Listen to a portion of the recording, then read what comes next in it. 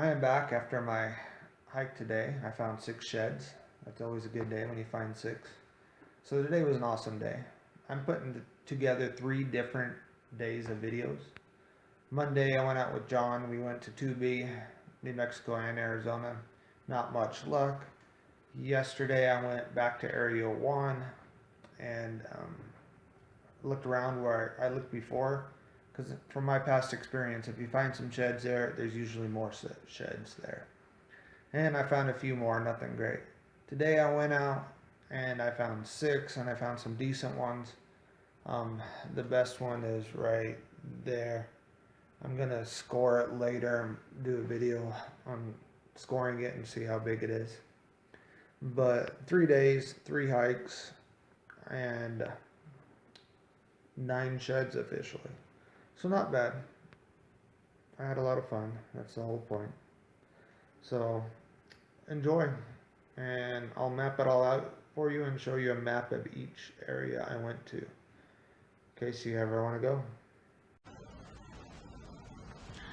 Alright, so 3 days. Day 1 we went like right over here somewhere, and me and John walked around this mountain into New Mexico. Went up on top, saw that little deadhead spike, saw the cow elk down here, found a little broken spike over here. That was it. Not much luck. We didn't find much. I think we're in New Mexico. This is a deadhead in New Mexico. The laws are different than Arizona, but it's not even worth taking, and it's against law to take. But little spike up here on top of this mountain. So all we found is a spike and a little spike John found. So in New Mexico, deadheads, you have to call them in, they'll check them out, and then you gotta buy them back from the Game and Fish. Arizona, I've called in deadheads before, they check them out and then they give them to you as long as they weren't poached. There's a cow elk we jumped up, there it goes. Run, run, run.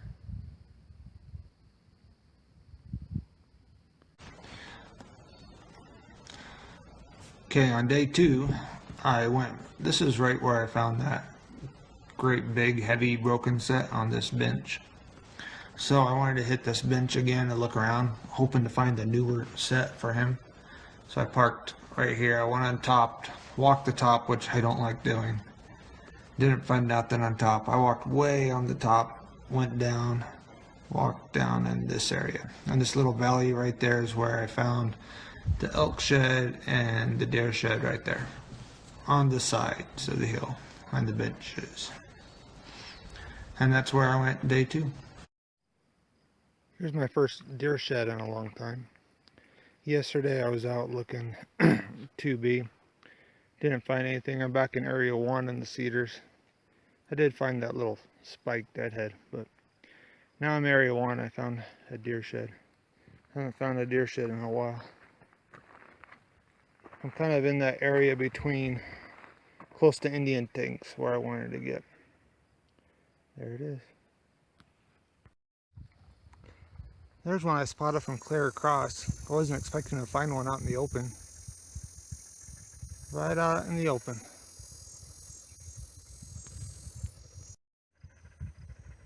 There it is, a little 5-point. Not a big one. But at least I found one old deer one and one looks like hard white elk. Alright, I just got home. I think I'm done with the Cedars for a while. Yesterday and today. Went out, found 2 more.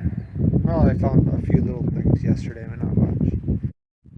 Alright, this is my 3rd day out this week. If you're wondering how I have time to do this, it's because I'm a teacher and I'm off right now. So I don't have to worry about going to work right now. I do have a lot of work around the house though, so I've been going on short hikes in the morning while everyone's asleep and get home and get work done around the house.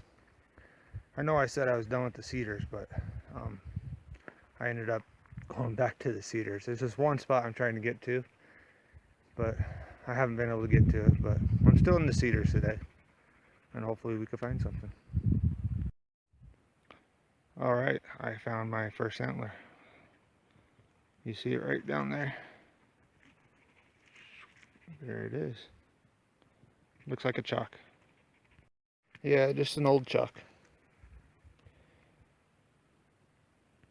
I just ran into another one already. It looks like a weird one, but we'll check it out. There it is. Looks like a good one. Yeah, it's not huge, but it's just weird. Open, move. It's a weird antler, but it's cool looking. I like it. 5-point. Alright, I just found my third one for the day. Probably another chalk. Right there. Saw it and I thought it could be a stick, could be an antler, so I walked closer. Now I'm sure. Yep, it's a chalk and it's probably a matching set. There's the other one. Right there.